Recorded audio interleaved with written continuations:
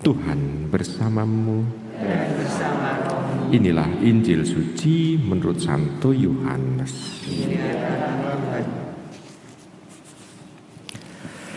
Setelah Yesus yang bangkit berkata kepada Petrus, "Ikutlah aku."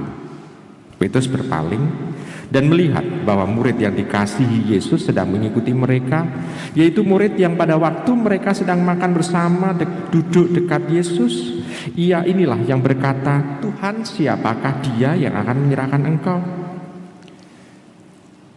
Ketika Petrus melihat murid itu, ia berkata kepada Yesus, "Tuhan, apakah yang akan terjadi dengan dia ini?" Jawab Yesus, "Jikalau aku menghendaki supaya ia tetap hidup sampai aku datang, itu bukan urusanmu. Tetapi engkau, ikutlah aku." Maka tersebarlah kabar di antara saudara-saudara itu bahwa murid itu tidak akan mati. Tetapi Yesus tidak mengatakan kepada Petrus bahwa murid itu tidak akan mati, melainkan, "Jikalau aku menghendaki supaya ia tinggal hidup sampai aku datang, itu bukan urusanmu." Dialah murid yang memberikan kesaksian tentang semuanya ini dan yang telah menuliskannya. Dan kita tahu bahwa kesaksiannya itu benar. Masih banyak hal-hal lain yang diperbuat oleh Yesus, tetapi jikalau semuanya itu harus dituliskan satu persatu, maka agaknya dunia ini tidak akan memuat semua kitab yang harus ditulisnya. Demikianlah sabda Tuhan. Ibu, Bapak, Saudari, saudara terkasih dalam Tuhan, pada hari ini kita mendengarkan di sana kelanjutan dari Injil kemarin. Dan di dalam hari ini secara khusus pula diperkenalkan penulis Injil yang kita baca. Biasanya kalau mengenalkan penulis dari satu buku, itu biasanya pada awal-awal buku itu, siapa yang menuliskannya. Nah, Injil Yohanes justru kebalikannya. Justru pada saat memperkenalkan siapa yang menuliskan semua kesaksian dalam Injil, dari Injil bab 1 sampai pada akhir ending ini, itu pada bagian ending inilah diperkenalkan siapa yang menuliskan. Murid yang dikasihi Tuhan, itu dikatakan begitu. Siapa lagi? Dia adalah Yohanes, karena arti kata dikasihi Tuhan adalah Yo atau Yahweh yang mengasihi Yohanes. Nah, Ibu, Bapak, Saudara terkasih dalam Tuhan, perkenalannya singkat, tetapi mau dikatakan bahwa dia pada saat menuliskan Injil ini diberi usia yang panjang. Para murid yang lain itu meninggal atau mati menjadi martir atau mati syahid, martir, memberikan saksian. Semua mati karena memberikan kesaksian dengan memberikan nyawa dengan darahnya. Murid yang dikasihi Tuhan ini usianya panjang. Mungkin karena dia mempunyai tanggung jawab tersendiri. Bukan pertama-tama karena menuliskan Injil, tapi pertama-tama karena murid yang dikasihi Tuhan ini mempunyai tanggung jawab untuk mendampingi Maria, ibu Tuhan. Karena pada saat disalibkan, Tuhan Yesus kan menitipkan, "Ini ibumu." Dan di sana tampak, kalau demikian sebelum Maria, Bunda Maria dipanggil untuk menghadap Bapa, Yohanes pasti tetap hidup. Dan memang Yohanes diberi karunia yang usia panjang. Nah, pada saat ini kita bisa melihat banyak orang menafsirkan tafsiran-tafsiran yang tentang orang lain. Orang mulai memikirkan juga mengenai apa yang diimani atau yang terjadi atau penyelenggaraan Tuhan mengenai orang. Tuhan Yesus mengingatkan kepada Petrus, tidak usah mikir tentang orang lain, tapi pikirlah tentang diri sendiri, soal iman kepada Allah. Masing-masing orang dalam beriman kepada Tuhan, beriman kepada Allah, diberi tugas masing-masing pula. Dan masing-masing harus fokus dengan panggilannya. Maka Petrus tidak boleh dalam tanda kutip iri dengan apa yang diselenggarakan oleh Tuhan kepada Yohanes. Karena iri seringkali menjadi salah tafsir.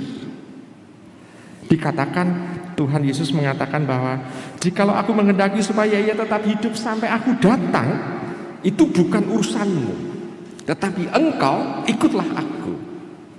Itu ditafsirkan oleh para murid-murid yang lain dengan mengatakan, oh murid itu tidak akan mati. Sudah tafsirannya sudah berbeda. Nah, Ibu Bapak Saudara terkasih, Tuhan Yesus mengembalikan tafsiran yang keliru itu dengan sabdanya lagi. Maka di sana kita bisa melihat, diharapkan dalam hidup ini kita tidak lagi untuk menghidupi tafsiran-tafsiran yang hidup dalam pikiran kita, tetapi kita mencoba untuk lebih mendalami apa sih sebetulnya yang disabdakan oleh Tuhan itu. Dan yang disabdakan oleh Tuhan mungkin berbeda dengan tafsiran kita, tetapi Tuhan itu mau mengajak kita, jangan kita iri dengan panggilan yang diberikan kepada orang lain. Orang lain dengan panggilan itu mempunyai tanggung jawab sendiri, dan kita fokus dengan panggilan yang khusus untuk kita, karena ini adalah tanggung jawab kita. Nah, sabda ini mau mengajak apa?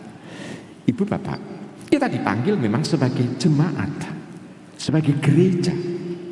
Tetapi mengenai perwujudan iman pribadi kita kepada Allah, ini adalah tanggung jawab panggilan kita. Sabda Tuhan benar. Dia mengatakan, aku memang bertanggung jawab untuk domba dalam kawanan itu. Tetapi masing-masing domba aku panggil dengan namanya masing-masing. Dengan namanya masing-masing itu berarti apa? Domba itu punya tanggung jawab sendiri-sendiri. Nah, dengan demikian bacaan Injil ini menegaskan kepada kita, kita kalau demikian menanggapi panggilan Tuhan, tetapi dalam perwujudannya kita bersama dengan orang lain, kita mempunyai tugas yang berbeda-beda. Tapi yang jelas adalah semuanya menuju kepada kebenaran. Dan kebenaran itu menjadi perwujudan dari iman kita. Bagaimana caranya? Tergantung dari intimitas kita dengan Tuhan. Karena panggilan masing-masing pribadi, maka kita harus mempunyai relasi pribadi dengan Tuhan. Dan relasi pribadi ini penting untuk kita. Karena kita berbeda dengan orang lain, maka relasi pribadi itu haruslah kita hidupi dalam kehidupan yang nyata ini. Saudari-saudara terkasih dalam Tuhan. Lalu di bagian ending dari Injil dikatakan bahwa tidak semua ditulis dalam kitab suci atau dalam buku ini. Karena kalau semua peristiwa tentang Tuhan Yesus dituliskan, tidak ada kitab yang bisa menuliskannya. Artinya kita istilahnya bisa merasakan apa yang menjadi relasi dengan Tuhan, intimitas kita ini, itu tidak ada mungkin tafsirannya dari kitab suci, karena kita mempunyai relasi pribadi dengannya. Maka kita tidak perlu itu lalu seolah-olah, oh apakah ini sesuai dengan kitab suci atau tidak, karena masing-masing orang secara subjektif juga mengalami panggilan, dan panggilan yang subjektif itu adalah milik orang itu. Jadi tidak bisa panggilan subjektif itu lalu dikatakan, oh ini umum, oh saya mendapatkan panggilan dari Tuhan ini, maka kamu semua harus begini. Tidak bisa. Kenapa? Karena ini adalah panggilan pribadi, maka tidak bisa dipaksakan untuk menjadi wahyu umum gitu ya. Wahyu pribadi itu khusus untuk kita, tidak bisa dikatakan sebagai wahyu umum. Nah, Ibu Bapak, Saudara, saudara terkasih dalam Tuhan, maka dengan demikian kita semakin jelas bahwa iman itu harus kita hidupi secara pribadi, dan kita tidak bisa hanya sekedar ikut-ikutan dalam iman orang saja, namun kita harus sendiri mendalami dan meyakini apa yang kita imani. Selamat merenungkan.